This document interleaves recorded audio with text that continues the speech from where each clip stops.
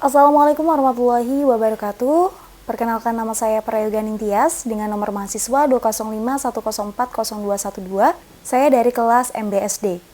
Video ini dibuat untuk memenuhi tugas metode penelitian, yaitu menjelaskan secara singkat bagaimana penelitian yang telah saya lakukan dengan dosen pengampu Bapak Vicky Sanjaya. Adapun judul penelitian saya adalah Impact Adopsi Sosial Media terhadap Compulsive Shopping dengan Self-Esteem sebagai Variabel Mediasi. Studi pada generasi Z yang ada di Bandar Lampung. Untuk yang pertama adalah latar belakang. Kita dituntut untuk lebih peka dan peduli tentang apa yang terjadi di lingkungan sekitar, mulai dari teknologinya maupun sistem kerjanya. Melalui platform media sosial saat ini dapat mempengaruhi compulsive shopping atau pembelian impulsif karena platform-platform tersebut menawarkan berbagai konten yang dapat memancing emosi dan keinginan belanja pada seseorang. Selanjutnya, untuk gap penelitian dari variabel Y, yaitu variabel compulsive shopping. Berdasarkan hasil prasurvei yang telah saya lakukan menunjukkan bahwa 40 orang responden sebagian besar melakukan compulsive shopping. Inti masalah dari penelitian ini adalah 85% responden belum bekerja dan belum memiliki pendapatan. Apabila tingkat compulsive shopping ini tinggi sedangkan belum memiliki pendapatan, maka akan berdampak pada finansial ekonomi apabila dilakukan secara terus-menerus. Berdasarkan beberapa penelitian terdahulu, penelitian yang dilakukan oleh Andriani dan Arda tahun 2019 dengan judul Pengaruh Media Sosial Terhadap Impulse Buying pada Generasi Milenial, hasil penelitian tersebut menunjukkan bahwa media sosial berpengaruh secara positif dan signifikan terhadap impulse buying pada generasi milenial. Selanjutnya, penelitian yang dilakukan oleh Asmara tahun 2018 dengan judul Pengaruh Penggunaan Sosial Media Instagram Terhadap Perilaku Konsumtif Mahasiswa Pengguna Instagram menunjukkan bahwa adanya pengaruh yang signifikan antara penggunaan media sosial Instagram terhadap perilaku konsumtif. Berikutnya, penelitian yang dilakukan oleh Nadira tahun 2015 dengan judul Pengaruh Sosial Media Terhadap Impulse Buying pada Perempuan Shopaholic di Banda Aceh dengan gaya hidup konsumtif sebagai variabel mediasi.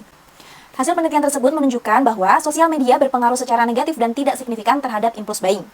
Selanjutnya, penelitian yang dilakukan oleh Dwi Arda tahun 2019 dengan judul Pengaruh Media Sosial Terhadap Impulse Buying pada Generasi Milenial. Pada penelitian ini memiliki hasil bahwa media sosial memiliki pengaruh yang positif dan signifikan terhadap impulse buying pada generasi milenial.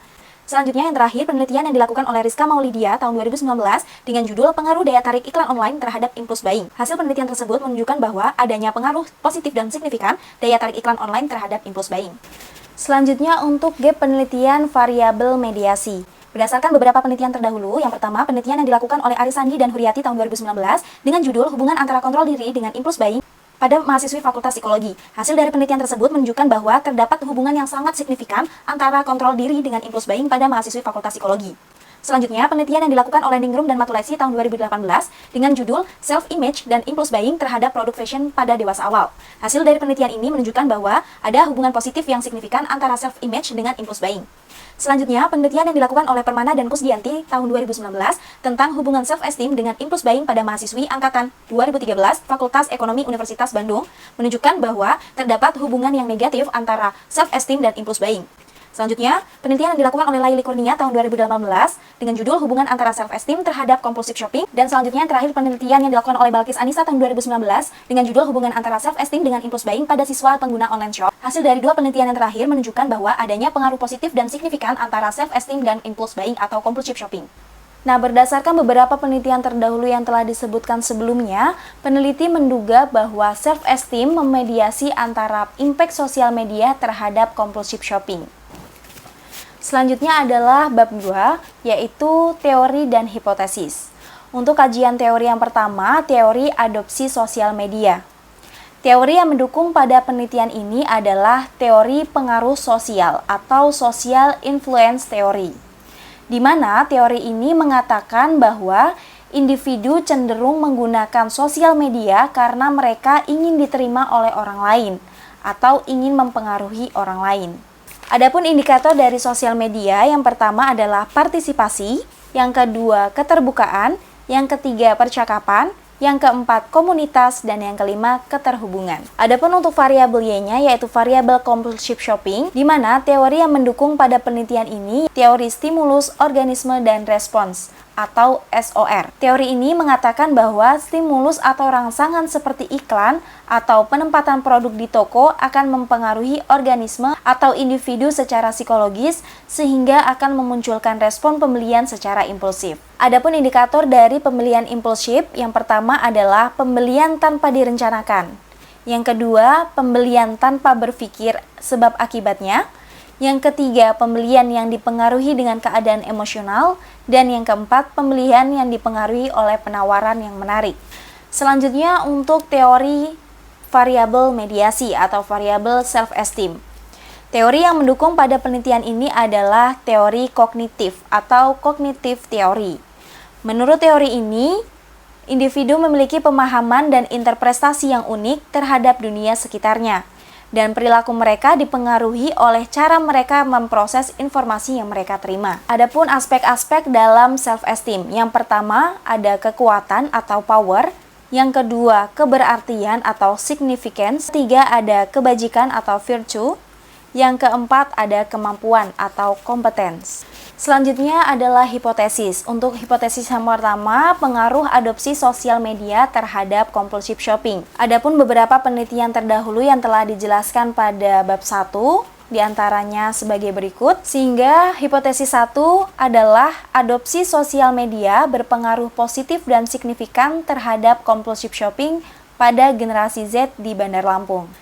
Kemudian hipotesis yang kedua yaitu pengaruh self-esteem terhadap compulsive shopping dengan beberapa penelitian terdahulu yang telah dipaparkan sebelumnya antara lain sebagai berikut. Sehingga hipotesis 2 adalah self-esteem berpengaruh positif dan signifikan terhadap compulsive shopping pada generasi Z di Bandar Lampung. Selanjutnya, hipotesis yang ketiga adalah pengaruh sosial media terhadap self-esteem.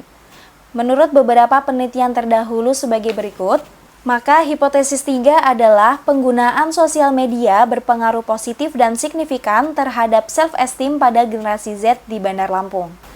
Selanjutnya yang ketiga adalah metode penelitian. Yang pertama, waktu dan tempat penelitian. Waktu penelitian ini berlangsung mulai Februari 2023 saat setelah diberikannya tugas metode penelitian. Kemudian tempat penelitian dilakukan di Kota Bandar Lampung pada generasi Z yang ada di Kota Bandar Lampung. Yang kedua, selanjutnya pendekatan dan jenis penelitian.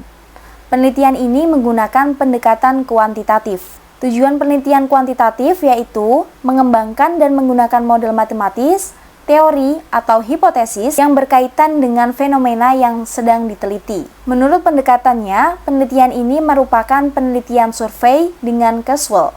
Sugiono 1993 menyatakan bahwa penelitian survei adalah penelitian yang dilakukan pada populasi besar maupun populasi kecil.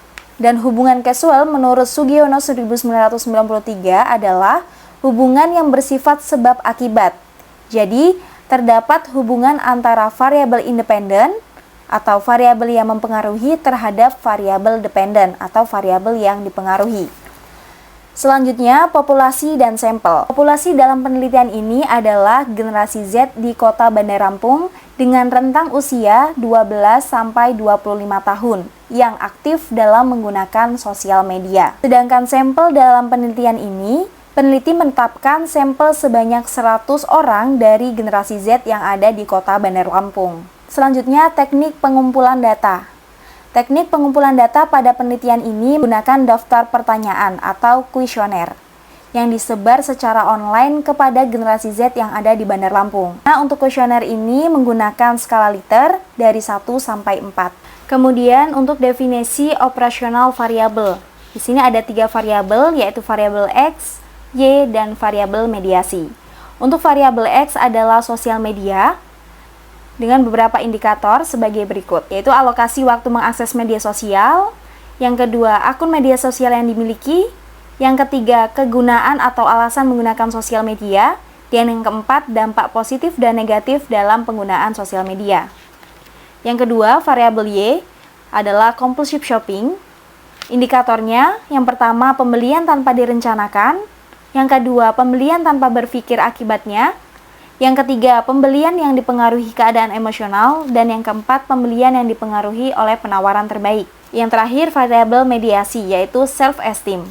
Indikatornya yang pertama, kekuatan. Yang kedua, keberartian. Yang ketiga, kemampuan. Selanjutnya adalah instrumen penelitian. Adapun instrumen yang digunakan dalam penelitian ini adalah angket pertanyaan disebarkan secara online kepada generasi Z yang ada di Bandar Lampung dengan 12 pertanyaan di mana masing-masing variabel memiliki 4 pertanyaan. Setelah data-datanya telah didapat oleh peneliti, maka peneliti akan melakukan uji pengolahan data. Yang pertama adalah uji validitas, yang kedua uji reliabilitas. Kemudian, peneliti juga akan melakukan uji asumsi klasik yang terdiri dari uji normalitas, uji multikolonialitas, dan yang ketiga, uji heterokedastisitas. Kemudian, teknik analisis data yang akan digunakan oleh peneliti adalah menggunakan Microsoft Excel, dibantu dengan software Smart PLS dengan model statistik yang digunakan. Yang pertama, uji regresi linear berganda, uji parsial, terakhir uji koefisien determinasi. Baik, itulah penjelasan dari metode penelitian yang telah saya lakukan. Banyak kurangnya saya mohon maaf. Saya akhiri, wassalamualaikum warahmatullahi wabarakatuh.